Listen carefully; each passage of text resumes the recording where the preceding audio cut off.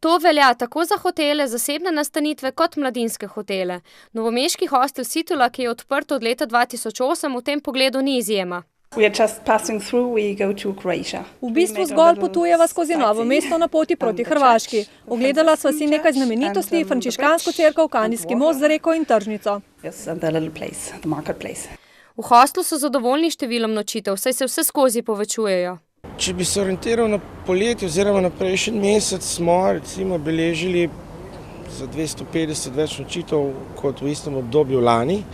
Gosti prihajajo predvsem iz sosednjih držav, oziroma pa tudi širše, se pravi iz Evrope, največ je Nemcev, Belgijcev, Nizozemcev. Prihajajo iz vseh celin, dodaja Badovinec. In marsikdo se ustavi tudi v Dolenjskem muzeju, kjer pritegneta predvsem stalna arheološka razstava in občasna razstava Novo mesto 1848-1918. Obiska je letos manj za 2%, predvsem na račun tujcev, ki jih je bistveno manj, pojasnjuje direktor Zdenko Picelj.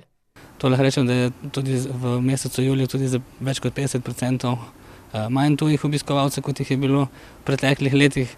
Skupna številka pa je približno enaka kot vsa leta do sedaj. Avgust že tradicionalno pritegne še več obiskovalcev, dobra polovica pa se ustavi v Kočevskem Rogu.